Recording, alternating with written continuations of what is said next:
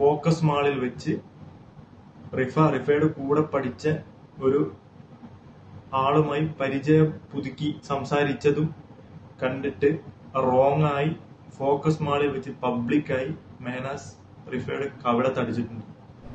അവനെ പറ്റി അന്വേഷിച്ച സമയത്ത് കാസർഗോഡ് അവന്റെ അയൽവാസികളായ അവന്റെ നാട്ടുകാർ വരെ അവനെ പറ്റി പറഞ്ഞത് അവൻ മയക്കുമരുന്ന് ഉപയോഗിക്കും, അവൻ കഞ്ചാവ് ഉപയോഗിക്കും, അവൻ പുകവലിയുണ്ട്, അവൻ മദ്യപാനമുണ്ട്, അവൻ അടിപിടി കേസുകളിലെല്ലാം ഉൾപ്പെട്ട ആളാണ്. അവന് നിങ്ങളെ നാട്ടിൽ നിങ്ങളെ സഹോദരിയാണെങ്കിൽ അല്ലെങ്കിൽ നിങ്ങളെ മകളാണെങ്കിൽ അവന് കെട്ടിച്ചു കൊടുക്കല്ലേ എന്ന് വരെ പറഞ്ഞ ആളുകളുണ്ട്. മെഹനാസ്, നീ കാസർഗോഡ് നല്ല ഒരു കുടുംബത്തിൽ ജനിച്ച ആളല്ലേ? നിന്റെ വാപ്പ അവിടുത്തെ മഹല്ല് സെക്രട്ടറി അല്ലേ? അപ്പൊ ഈ 5 പൈസന്റെ വിവരമില്ലാത്ത കാര്യങ്ങളല്ലേ ഈ അവിടെ ചെയ്തു കൂട്ടിയതെല്ലാം? സഹിക്കുന്നതിൽ അപ്പുറം നീ ചെയ്ത പ്രവൃത്തികളും നിന്റെ വാക്കുകളും ഞങ്ങളെ മോക്ക് സഹിക്കാൻ കഴിയാതെ വന്നതിന് ശേഷമാണ് ആത്മഹത്യയാണെങ്കിൽ അവൾ ആത്മഹത്യ ചെയ്തത്, അല്ലെങ്കിൽ ഇത് കൊലപാതകമാണ്. കാരണം ഈ 80% ആളുകളും ഇതിൽ പങ്കെടുക്കാതിരുന്നത് എന്തുകൊണ്ടെന്ന് വെച്ചാൽ, കല്യാണത്തിന് മുമ്പേ മെഹനാസിനെയും കുറിച്ച് അന്വേഷിച്ചപ്പോൾ കിട്ടിയ നെഗറ്റീവ് റിപ്പോർട്ടുകൾ, വളരെ മോശമായ റിപ്പോർട്ടുകൾ മെഹനാസിനെ കുറിച്ച് അറിഞ്ഞപ്പോൾ അത് ഞങ്ങളെല്ലാവരും തന്നെ, ഞാനടക്കം എല്ലാവരും തന്നെ റിഫയുടെ ഉമ്മയും ഉപ്പയും സഹോദരനും എല്ലാം അറിയിച്ചിരുന്നു. പക്ഷെ കല്യാണത്തിന് ശേഷം റിഫ ഒരുപാട് മാനസിക പീഡനങ്ങൾ അനുഭവിച്ചിട്ടുണ്ട്. റിഫ മാത്രമല്ല, റിഫയുടെ ഉപ്പയും ഉമ്മയും അനുഭവിച്ചിട്ടുണ്ട്. അവർക്കെല്ലാം അറിയായിരുന്നു ഇവനെ കുറിച്ച്. പക്ഷെ അവർക്ക് കുടുംബത്തിൽ ആരോടും പറയാനില്ല.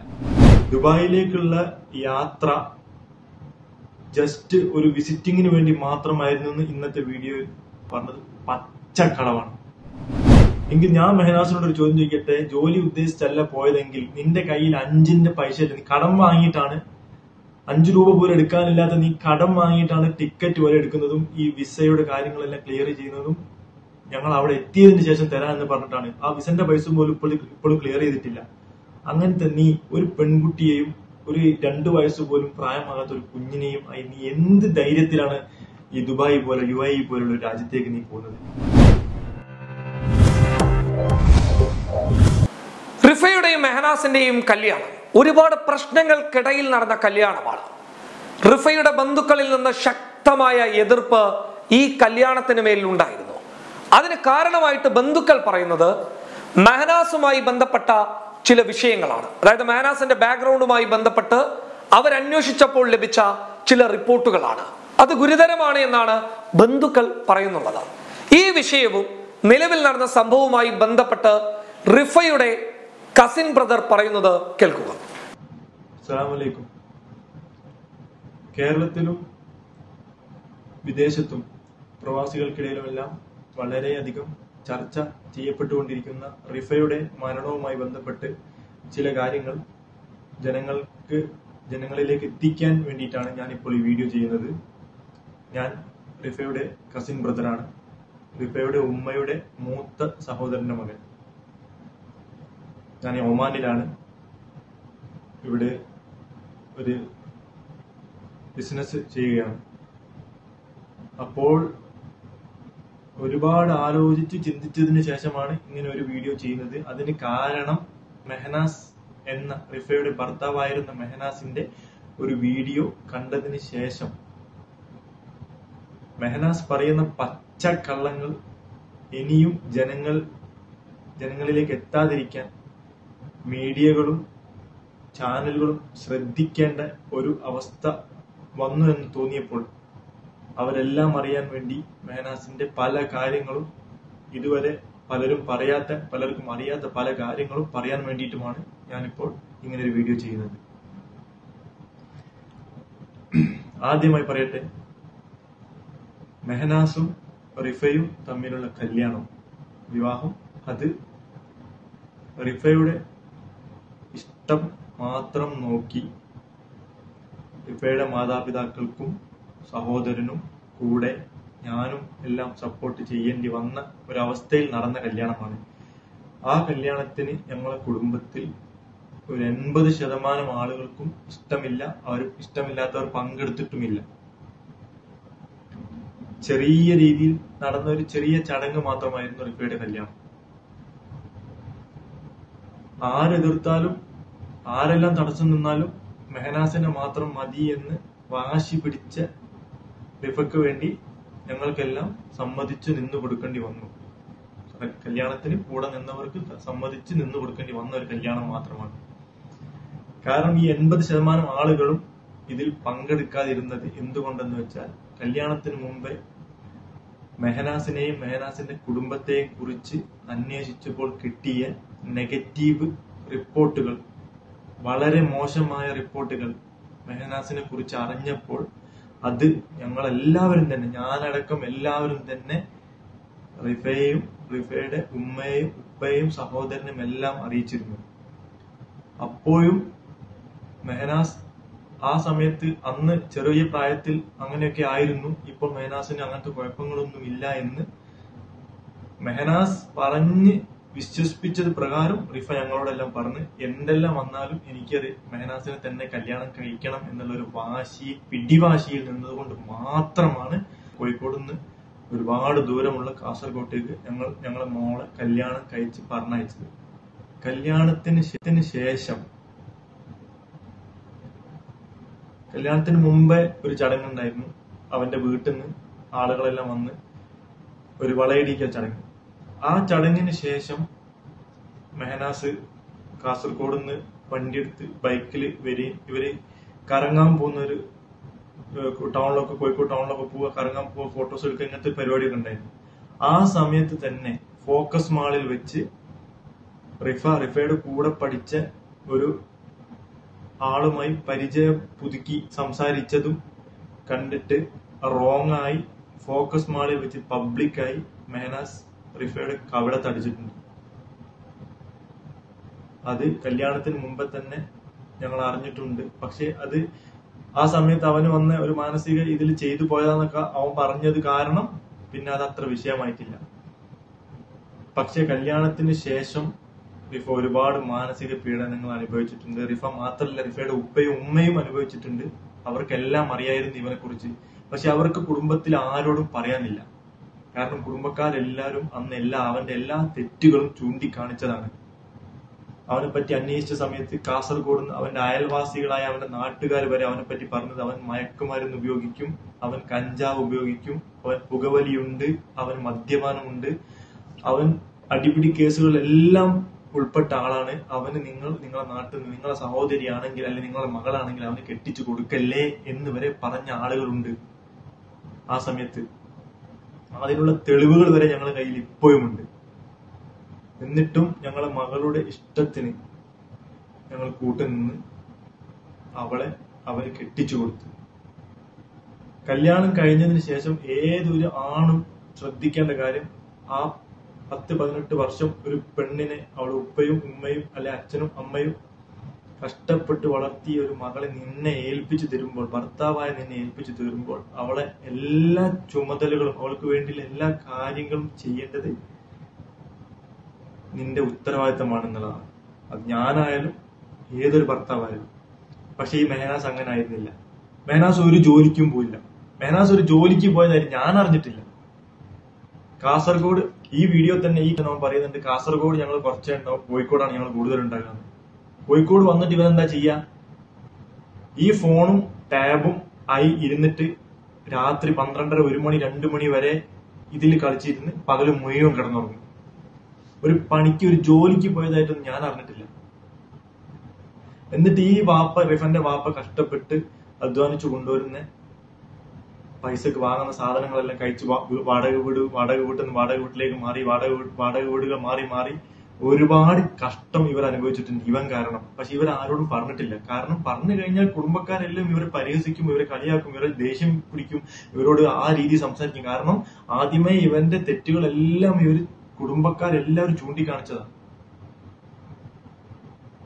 അങ്ങനെ മുന്നോട്ട് പോയി.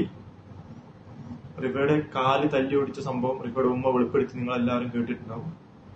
അതെല്ലാം ഞങ്ങളെല്ലാം അറിയുന്നത് ഇപ്പോഴാണ്. ഞങ്ങളോടൊക്കെ ഒരു വാക്ക് അന്ന് ആ സമയത്ത് പറഞ്ഞിരുന്നെങ്കിൽ ഇപ്പം ആ മോള് ജീവിച്ചിരിപ്പുണ്ടായിരുന്നു. ഞങ്ങളെ കൊണ്ട് കഴിയുന്ന രീതിയിൽ ഞങ്ങൾ കൈകാര്യം ചെയ്യായിരുന്നു. ഞങ്ങൾ ആരും അറിഞ്ഞിട്ടില്ല. ദുബായിലേക്കുള്ള യാത്ര ജസ്റ്റ് ഒരു വിസിറ്റിങ്ങിന് വേണ്ടി മാത്രമായിരുന്നു എന്ന് ഇന്നത്തെ വീഡിയോയിൽ പറഞ്ഞത് പച്ചക്കളവാണ്.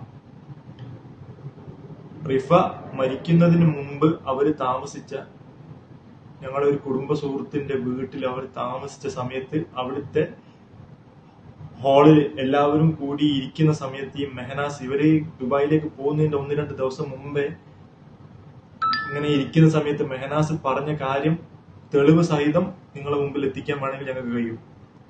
മെഹനാസ് പറഞ്ഞത് കേട്ട ആളുകൾ കുടുംബക്കാരല്ലാത്ത ആളുകളുണ്ട്. മെഹനാസ് പറഞ്ഞത് എന്താന്ന് വെച്ചാല് ഞങ്ങൾ ജോലിക്ക് വേണ്ടിയിട്ടാണ് പോകുന്നത്. റിഫക്ക് ഓൾറെഡി ഒരു പർദ്ദ ഷോപ്പിൽ ജോലി റെഡി ആയിട്ടുണ്ട്. 50,000 രൂപയുടെ അടുത്ത് അവൾക്ക് ശമ്പളം കിട്ടും. പിന്നെ ഞാനും പെട്ടെന്ന് ജോലിക്ക് കയറും. റിജിനും പെട്ടെന്ന്, അതായത് റിഫയുടെ സഹോദരനും പെട്ടെന്ന് ജോലി റെഡിയായി കൊടുക്കും. അപ്പൊ ഞങ്ങൾക്ക് വരുന്ന ശമ്പളവും പിന്നെ യൂട്യൂബ് വരുമാനം എല്ലാം കൂടെ ആയിട്ട് നമുക്ക് പെട്ടെന്ന് ഒരു വീട് ഉണ്ടാക്കണം, നമുക്ക് കാറ് വാങ്ങണം. ഇങ്ങനെയെല്ലാം പറഞ്ഞ് നിന്ന മെഹനാസ് ആണ് ഇപ്പൊ പറയുന്നത് ഞങ്ങൾ ജോലി ഉദ്ദേശിച്ചല്ല ഞങ്ങൾ UAE പോയത്. പച്ചക്കളവാണ്. എങ്കിൽ ഞാൻ മെഹനാസിനോട് ഒരു ചോദ്യം ചോദിക്കട്ടെ, ജോലി ഉദ്ദേശിച്ചല്ല പോയതെങ്കിൽ നിന്റെ കയ്യിൽ 5ന്റെ പൈസ ഇല്ല, നീ കടം വാങ്ങിയിട്ടാണ്, 5 രൂപ പോലും എടുക്കാനില്ലാത്ത നീ കടം വാങ്ങിയിട്ടാണ് ടിക്കറ്റ് വരെ എടുക്കുന്നതും ഈ വിസയുടെ കാര്യങ്ങളെല്ലാം ക്ലിയർ ചെയ്യുന്നതും ഞങ്ങൾ അവിടെ എത്തിയതിനു ശേഷം തരാമെന്ന് പറഞ്ഞിട്ടാണ്. ആ വിസന്റെ പൈസ പോലും ഇപ്പോഴും ക്ലിയർ ചെയ്തിട്ടില്ല. അങ്ങനത്തെ നീ ഒരു പെൺകുട്ടിയെയും ഒരു 2 വയസ്സ് പോലും പ്രായമാകാത്ത ഒരു കുഞ്ഞിനെയും നീ എന്ത് ധൈര്യത്തിലാണ് ഈ ദുബായ് പോലെ UAE പോലുള്ള ഒരു രാജ്യത്തേക്ക് നീ പോകുന്നത്? ഒരു ബെഡ് സ്പേസിന് പോലും കൊടുക്കണം. ഏകദേശം നാട്ടിലെ 20,000 രൂപയുടെ അടുത്ത് ഒരു ബെഡ് സ്പേസിന് പോലും കൊടുക്കേണ്ട ഒരു രാജ്യത്തേക്ക് നീ എന്ത് ധൈര്യത്തിലാണ് ഒരു ഫാമിലി ആയിട്ട് നീ പോയത്? അത്രക്ക് ബുദ്ധിയില്ലാത്തൊരു മണ്ടനാണ് നീ. എന്നിട്ട് ചാനൽ വന്നിരുന്നിട്ട് പച്ച കള്ളത്തരം പറയുന്നു. റിഫയുടെ ഉമ്മയും ഉപ്പയും നീ അവരുടെ മരുമോനായ സമയത്ത് അവരെ നിന്നെ സ്നേഹിച്ചിട്ടുണ്ടാവും. അവർക്ക് നിന്നെ വലിയ ഇഷ്ടമായിട്ടുണ്ടാവും. നീ നന്നാവും, നീ ഇന്നല്ലേ നാളെ നന്നാവും എന്നുള്ള പ്രതീക്ഷയിലായിരിക്കും അവരിരുന്നത്. ഇപ്പൊ അവരെന്തുകൊണ്ട് ഇങ്ങനെ പറയുന്നു നീ ചോദിക്കുന്നില്ലേ? അവരുടെ മകളെ നീ ദുബായിൽ കൊണ്ടുപോയതിനു ശേഷം ഇല്ലാതാക്കി. അവളിപ്പോ ഈ ഭൂമിയിലില്ല. അങ്ങനത്തെ നിന്റെ അടുത്ത് ഞങ്ങള് കുടുംബക്കാരും അവളുടെ ഉപ്പയും ഉമ്മയും സഹോദരനെല്ലാം ഇപ്പോഴും മാന്യമായി പെരുമാറണം എന്നാണ് നീ പറയുന്നത്?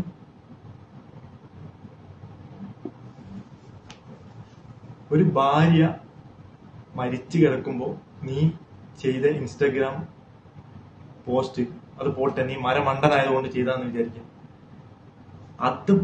അതല്ലാതെ ഞങ്ങൾ കുടുംബക്കാർക്ക് ചോദിക്കാനുള്ള ചോദ്യം എന്തെന്ന് വെച്ചാൽ, നീ റൂമിൽ നിന്നും ഇറങ്ങിപ്പോയതിന് ശേഷം തിരിച്ചു വരുമ്പോൾ കാണുന്നത് നിന്നോട് സംസാരിച്ച് നിന്നോട് കാര്യങ്ങളെല്ലാം പറഞ്ഞ് റിഫ എന്ന നിന്റെ ഭാര്യ മരിച്ചു കിടക്കുന്ന തൂങ്ങി മരിച്ചു കിടക്കുന്ന രംഗമാണ് നീ കാണുന്നതെന്നാണ് നീ ഞങ്ങളോടെല്ലാം ഈ ലോകത്തോട് നീ വിളിച്ചു പറഞ്ഞത്.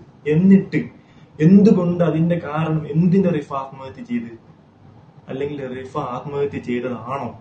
ഒരു സംശയം പോലും നീ UAE പോലീസിന് മുമ്പ് പ്രകടിപ്പിച്ചിട്ടില്ല. നീ അവിടെ ഒരാളോട് പോലും ഈ റിഫയുടെ മൃതദേഹം നാട്ടിലേക്ക് കയറ്റി അയക്കാൻ വേണ്ടി നിങ്ങളെ സഹായത്തിന് വന്ന സാമൂഹ്യ പ്രവർത്തകരോട് പോലും അവിടെ വന്ന കുടുംബക്കാരോട് പോലും നീ ഈ ഒരു കാര്യം പറഞ്ഞിട്ടേ ഇല്ല.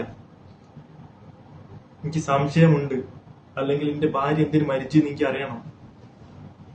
നീ എന്തുകൊണ്ട് അവിടെ വായ് മൂടിക്കെട്ടി നിന്നു? ഞങ്ങൾക്ക് അറിയണം, ഞങ്ങൾക്ക് ഉത്തരം വേണം.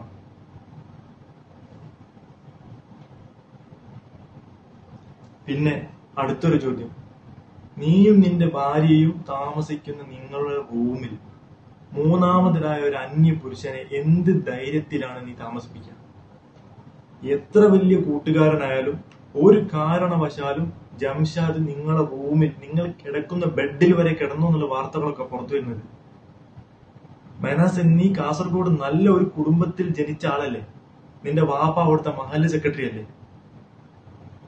അപ്പൊ ഈ 5 പൈസന്റെ വിവരമില്ലാത്ത കാര്യങ്ങളല്ലേ ഈ അവിടെ ചെയ്തു കൂട്ടിയതല്ല? നീയും റിഫയും കൂടാതെ ജംഷാദ്, ആഷിഖ് എന്ന പേരിൽ 2-3 ആളുകളെല്ലാം നിങ്ങൾ ഒരുമിച്ച് ഒരു റൂമിൽ താമസിച്ച് കിടന്നുറങ്ങിയ ദിവസങ്ങൾ ഉണ്ടായിട്ടില്ലേ? ഏതെങ്കിലും തലയിൽ കുറച്ചെങ്കിലും ഓളമുള്ള ഒരു മനുഷ്യൻ ചെയ്യുന്ന കാര്യമാണത്. ഞാനിവിടെ ഒമാനിൽ എന്റെ ഫാമിലി ആയിട്ട് താമസിക്കുന്നത്. ഒരു അന്യ പുരുഷൻ ഞങ്ങളെ റൂമിൽ, അതെന്റെ കഫീലായിക്കോട്ടെ സുഹൃത്തുക്കളായിക്കോട്ടെ ആരാണെങ്കിലും റൂമിലേക്ക് വരികയാണെങ്കിൽ കോളിംഗ് ബെൽ അടിച്ച് ആരാണെന്ന് നോക്കിയതിനു ശേഷം എന്റെ ഭാര്യയെ ഞാൻ മറ്റൊരു റൂമിലേക്ക് മാറ്റിയതിനു ശേഷം മാത്രമേ അവരെ ഉള്ളിലേക്ക് കയറ്റി വിടൂ. അത്ര പോലും ഭാര്യ ഭർത്തൃ ബന്ധത്തിൽ ഈ കാര്യങ്ങളൊന്നും സൂക്ഷിക്കുന്നു ഞങ്ങളെല്ലാം. ആ സ്ഥിതി നിൽക്കുമ്പോൾ നീ ഇങ്ങനെയുള്ള ഒരു കാര്യം ചെയ്തു വെച്ചില്ലേ, അവിടെ തന്നെ ഞങ്ങൾക്ക് ഉറപ്പാണ് നീ റിഫയെ ഒരു ഭാര്യയായിട്ട് കണ്ടിട്ടില്ല. നീ മറ്റ് പല കാര്യങ്ങൾക്കും അവൾ നിർബന്ധിച്ചിട്ടുണ്ടാവും. അതുകൊണ്ടാവാം അവൾ ഈ ആത്മഹത്യയാണെങ്കിൽ ആത്മഹത്യ ചെയ്തത്. സഹിക്കുന്നതിൽ അപ്പുറം നീ ചെയ്ത പ്രവൃത്തികളും നിന്റെ വാക്കുകളും ഞങ്ങളെ മോക്ക് സഹിക്കാൻ കഴിയാതെ വന്നതിന് ശേഷമാണ് ആത്മഹത്യയാണെങ്കിൽ അവൾ ആത്മഹത്യ ചെയ്തത്. അല്ലെങ്കിൽ ഇത് കൊലപാതകമാണ്. ആ കൊലപാതകം എങ്ങനെ നടന്നെന്നുള്ളത് നിനക്കും ജംഷാദിനും അറിയാം, അത് ഞങ്ങൾക്കും അറിയണം. ആ കാര്യങ്ങൾ മാത്രമേ ഞങ്ങൾ കുടുംബക്കാർ ആവശ്യപ്പെടുന്നുള്ളൂ. ഞങ്ങളെ ആവശ്യങ്ങൾ നിറവേറ്റി തരാൻ വേണ്ടി ഞങ്ങളെ കൂടെ കൂടുന്ന ആൾക്കെതിരെ നീ കേസ് കൊടുക്കാൻ പോകുന്നു. റിഫയുടെ മരണത്തിന് ഉത്തരവാദികളായ ആളെ കണ്ടുപിടിക്കാൻ നീ കേസ് കൊടുത്തില്ല. Public Kerala channel reporter Khader കരിപ്പടിക്കെതിരെ നീ കേസ് കൊടുക്കാൻ പോകുന്നു. അയാൾ നീതിയുടെ ഭാഗത്ത് നിൽക്കുന്നതുകൊണ്ടാണോ? നീ നാളെ ഉള്ളിലാവും, നീ കുടുങ്ങുന്നുള്ള പേടി കൊണ്ടാണോ? റിഫയുടെ മരണം എങ്ങനെയുള്ള മരണമാണെന്ന് അറിയണമെങ്കിൽ വ്യക്തമായ പോസ്റ്റ്മോർട്ടം വേണ്ടിയിരുന്നു. അതിനുവേണ്ടി നീ ദുബായ് പോലീസിൽ പ്രഷർ ചെയ്തിട്ടില്ല. നീ റിഫയുടെ അനിയനെ അല്ലെങ്കിൽ റിഫയുടെ ജ്യേഷ്ഠനെ ആങ്ങളെ പറ്റിയിട്ടാണ് നീ പറയുന്നത്. അവനുണ്ടായിരുന്നു